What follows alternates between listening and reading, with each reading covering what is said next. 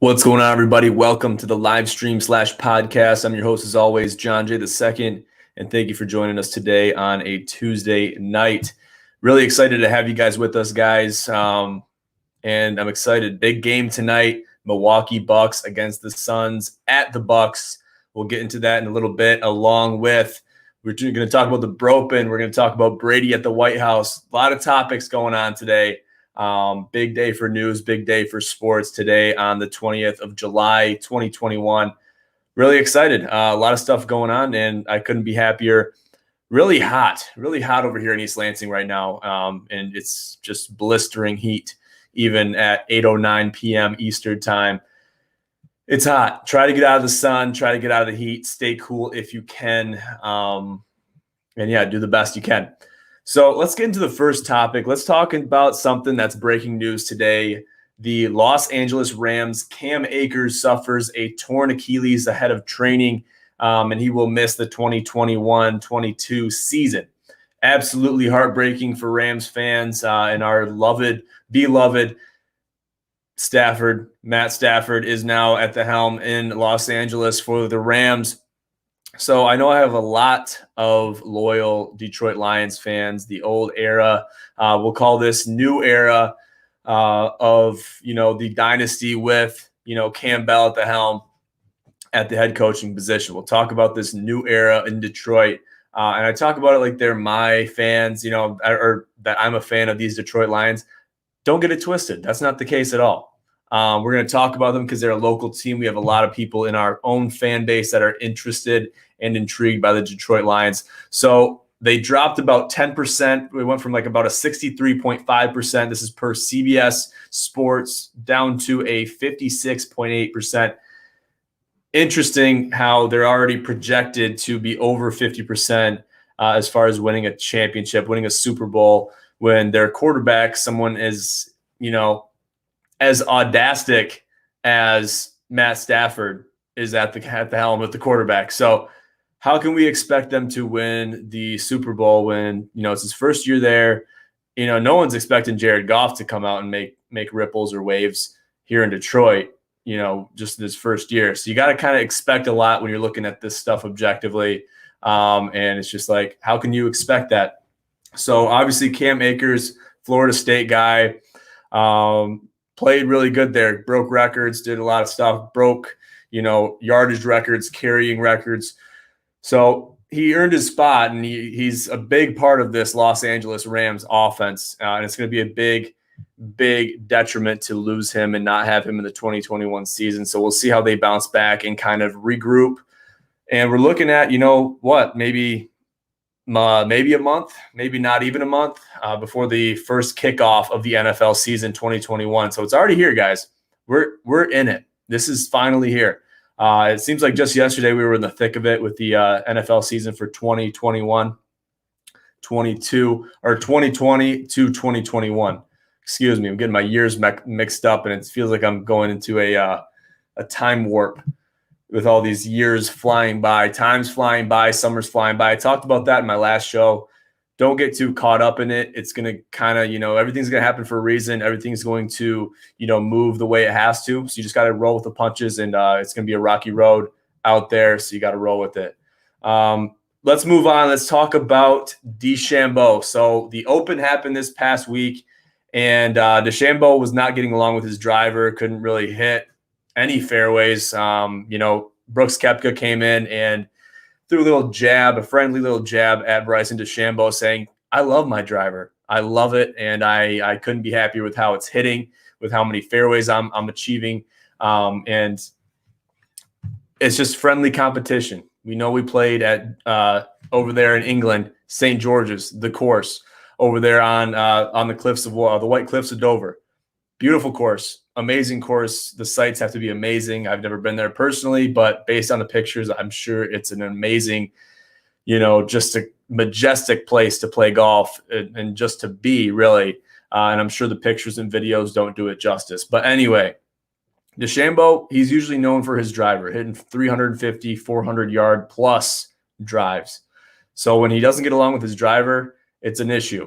Now, understand something real quick. When you're playing links golf, it's a different style of golf. You got to get that driving iron out. I saw multiple pros get out a driving iron, which I didn't even know it was regulated by the PGA Tour or the European Tour for that matter. I didn't know they were allowed to use a driving iron. I guess they are.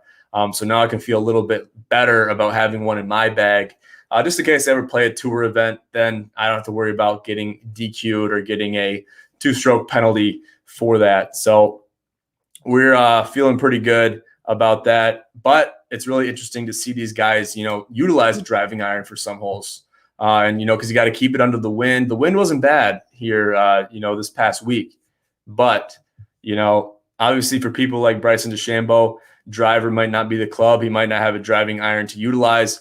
So there's issues there, and there's hurdles that he has to get over. Luckily for Bryson, though, they don't play much links golf in the PGA Tour since there's not too many true links courses in the United States. So he's kind of lucking out there. But just kind of interesting to see the different styles of golf, especially the styles of golf that golf was born and bred upon, which is links golf. So to see these guys play this style of golf, and people, players such as Jordan Spieth spoke up and said, listen, I love links golf. It's just a great change of pace as far as, changing how I play, changing how I swing, changing my club selection, things of that nature. So interesting to see the different takes from these different players and individuals on links golf. And that brings us to Colin Murakawa winning the Open at 15 under par. Kind of a crazy score if you think about it, for past British Opens. And they play at different locations. They play at the old course at St. Andrews from time to time.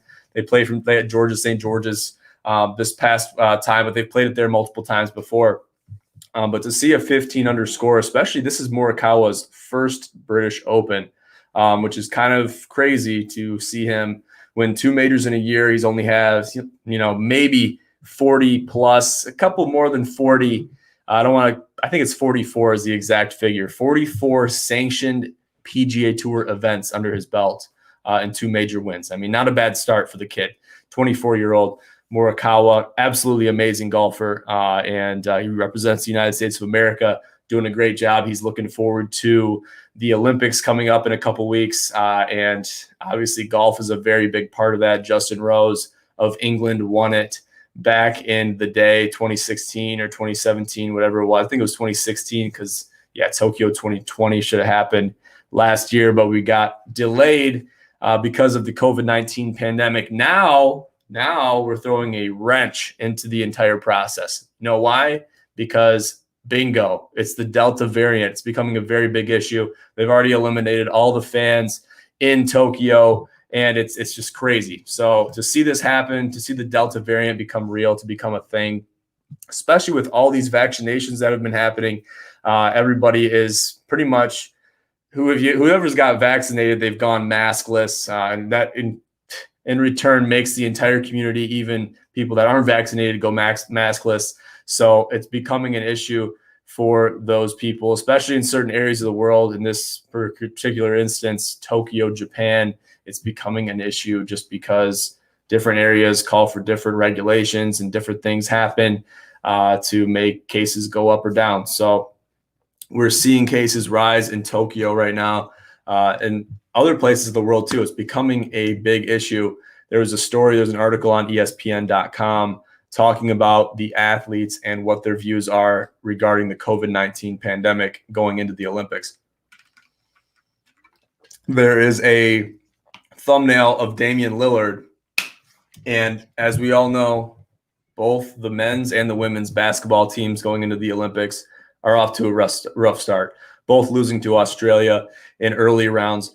Listen, it's only the first couple rounds, and we don't have some of these major superstars that are finishing it out in the NBA Finals. We're not seeing that yet. We're going to get into that in a second, so stay with us. Thank you for our viewers out there and everyone commenting and watching us live. If you don't catch us live, make sure you check it out later on Twitch, YouTube, and Facebook. The video will be stored there following the live stream. And make sure to check out the podcast too on Apple Podcasts and on Spotify. Let's get back into it though. Let's talk about Brady, Tom Brady, okay, the GOAT at the White House.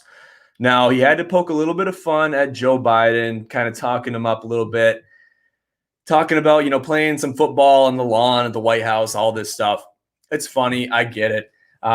He put a little pun out there, and he made a reference to a previous game that happened last year where he forgot what down it is, and they were calling him Sleepy Tom. He poked some fun at that. I know that had to be a little bit of a slight towards Joe Biden, since everybody calls him Sleepy Joe. Even Joe Biden supporters call him Sleepy Joe. So kind of wrap your head around that. And Joe had to have been, maybe he didn't catch the joke. I think he did. It was a nice little funny joke, poking some fun at the president. We all know Tom Brady's a big time Trump supporter. And it is what it is. He's big buds with the Trumpster. So it's funny. It's a good joke. And it pokes fun at, a pun that many people have made going into the Joe Biden administration. So it's interesting. It's funny. And then he proceeded to present a Tampa Bay Buccaneers jersey to Joe Biden with the number 46 in the back, as him being the 46th president. Really cool. And, I'm sure the guys, put a lot of work into making that happen, and they were invited to the lawn as the Super Bowl champs in 2021. So it was a nice little presentation. There's a video clip on ESPN.com. Checking that out. I'm sure it's on YouTube and everywhere else where you find your videos. But really interesting stuff, and I got a kick out of it. So I think you will too. So check it out. Moving forward. So this is the next big event as far as golf goes in the summer, basically. This is Bropen 10. The Bropen 10 happening at Briar Ridge Golf Club in Montrose, Michigan. Matt Kohler, shouts out to Matt Kohler, working great. Great event. It's always been a great event, working hard to make it a great event. Every single year has a lot of great help that make it happen.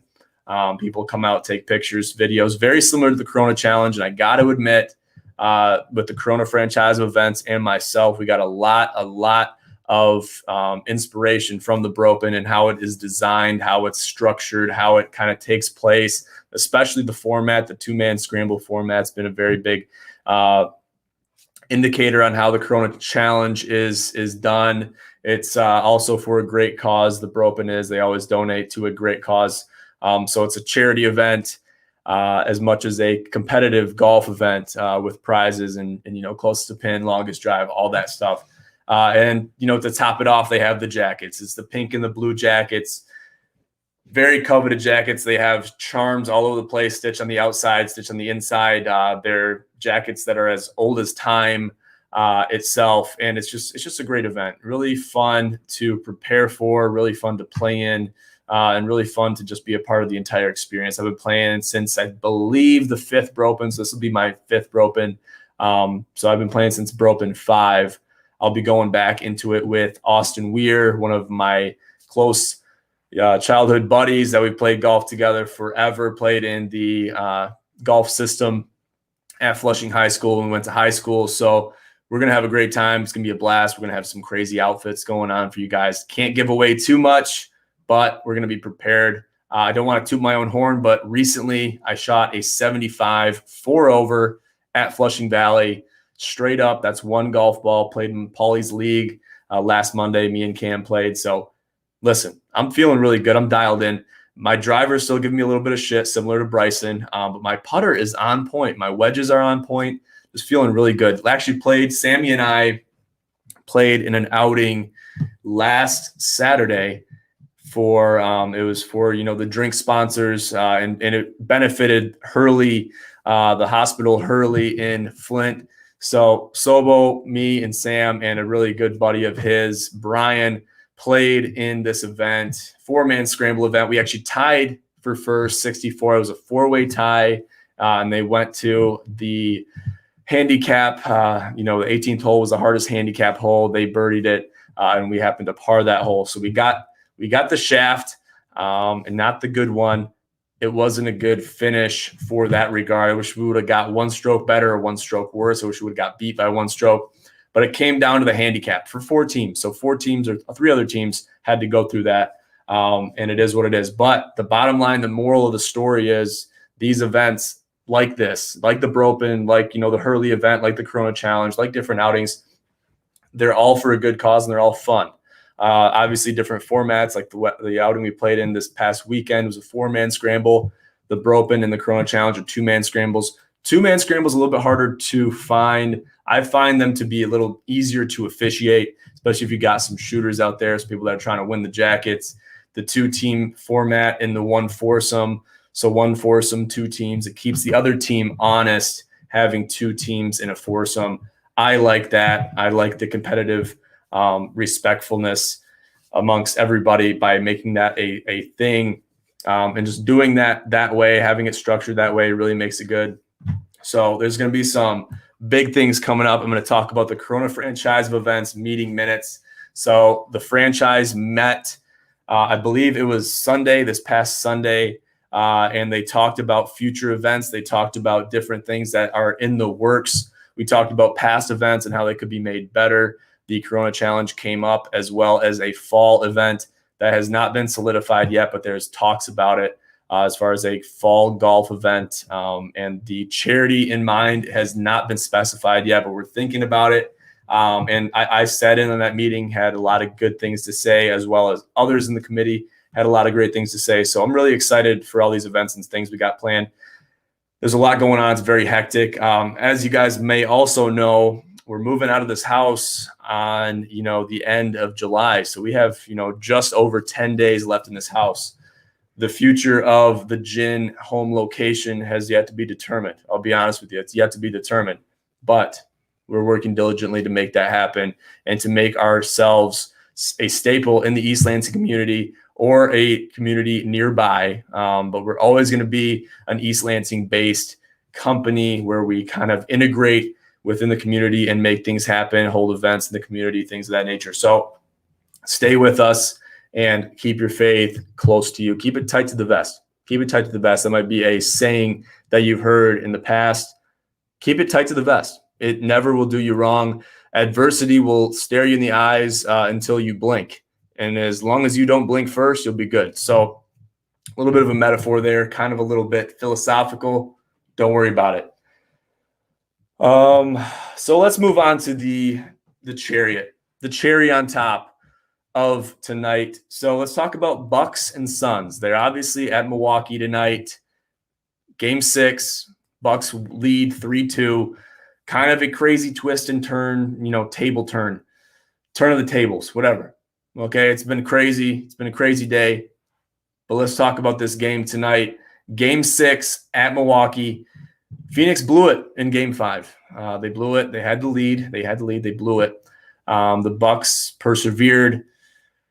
Chris Middleton and Giannis, obviously the big 2 down there. You got Drew Holiday as well. But you need DeAndre Ayton, Devin Booker, and Chris Paul to step it up. Okay, now that might be asking too much. I don't know if it is or not, but you got to step it up. I need to see the killer Mamba mentality that I'm not seeing with these guys. I saw it in the first 2 games. But you know what happened? They got complacent. They got comfortable. And they're like, we're just going to coast our way through this, maybe take a little loss, maybe make it 2-1 or 3-1. whatever, but we're not going to go, we don't want to let them take the lead and really, take us over. Well, I got bad news for you guys, but that happened. Very unfortunate turn of events that happened to the Phoenix Suns. Can they do it? Can they do it? Now let's look at their records for a second. 51-21 for the Suns. And for my viewers, I'm going to share my screen with you guys just so you can kind of see this visual here. 51-21 and 24-12 away. Now, 24-12 away, that's pretty good. But you got to look at the Milwaukee Bucks.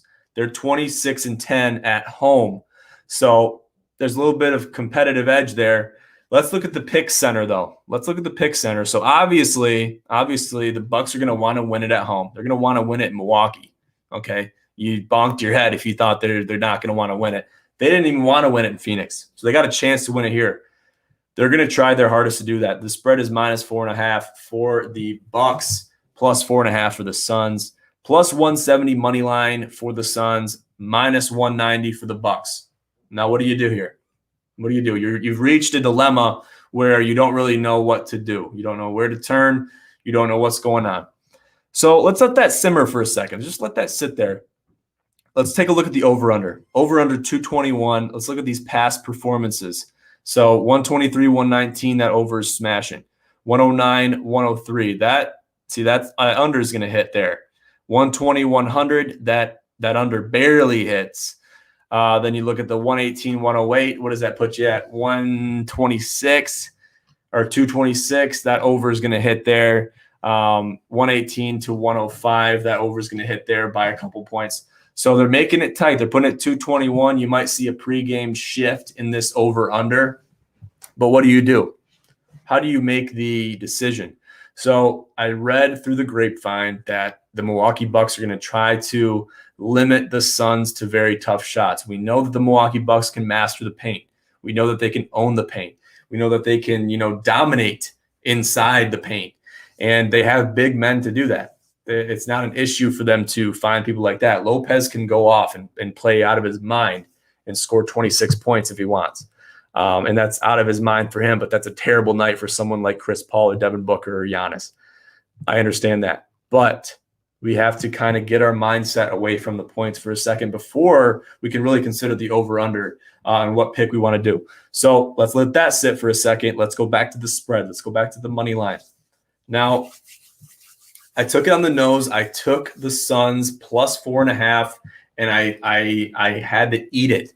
I had to, take it in the shorts, whatever you want to call it. I took it in the shorts, and I felt like crap about it because I had to do it on live television. I had to do it in front of, millions in the arena, millions outside my house trying to break into my doors. It's tough for me to do that, especially, it's even tougher for me to react and to kind of respond to the people once that's already happened. So I just want to make sure you guys see where I'm coming from. Okay. You guys see where I'm coming from? Okay. So now that I got that out of the way, got my apologies out of the way, let me be honest, I'm still never wrong. We know people that we're in our close circle that are wrong more times than not. There's a reason they're not here anymore. All right. That's all I'm going to say about that. But what do we do tonight? What do we do tonight? How do we look at this objectively tonight? How do we react and make a smart pick here? It's very simple. The Suns have to win. The Suns have to win. I'm taking Suns money line +170. Don't mess with the spread. It's too tight for me. I think it's a trap. But I think the under will hit. I really think the under will hit. I think it'll be like 108, 110, something like that. It'll be close. It'll be within 5 to 6 points. But if you're feeling a little bit wary on that, just take the Suns +4.5. They have to win it. They want to force a game 7. Chris Paul wants to get his first ring. We know that. Okay, it's plain and simple. Chris Paul doesn't have that many more years left in the league. Okay, I don't know if I have to break that to you or not. He doesn't have that many years left in the league. Devin Booker has some years left. Okay, DeAndre Ayton, he's still got some years left. But they are the prodigies of the entire Phoenix Suns franchise. And they're not going to do it alone. They need a veteran like Chris Paul to lead them to the promised land. So we're going to see what happens there. Obviously, we know Giannis is dealing with a bum knee. He had, some issues early on before this series. So it's kind of dicey. It's kind of dicey, and we don't want to see anything terrible happen. We don't want to see anything, any injuries. Obviously, we never want to see any injuries on any side. But I want to take the Suns Money line. I think they can do it. I think they're going to come in clutch and win it. They're going to win it away. I like them winning it away. Now you look at those records again. It's tight. 26-10 and 24-12. I mean, who are you going to take? Who are you going to take?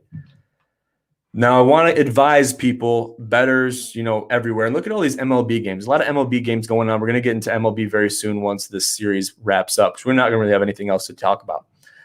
No more hockey, and it's pretty soon be no more basketball. But we're going to have football here pretty soon too, so we're going to be good. But I want to make a public service announcement about something right here. The matchup predictor. See this on the left side of the screen for all my viewers? Matchup predictors are complete bullshit. You don't want to look at them at all. You don't want to take them into account. You want to be like, oh, yeah, well, the matchup predictors, 57.9% against, Phoenix 44. No, I don't want to hear it. It's been wrong so many times. If anything, bet against it. Anything, bet against it. So this thing doesn't do anything for me. According to ESPN's Basketball Power Index, I don't care about that. Okay, the Power Index has no power over me. I think I'm going to back test this starting with football season. I'm going to try to look at every single matchup predictor, write down those percentages in a notebook, and see what the record is. If it's correct for the higher percentage or incorrect for the higher percentage. That's going to be a really fun graphic to make and to compile with. I might have to work with some of my stats and my graph guys, Brady Bastine. I'm talking about you.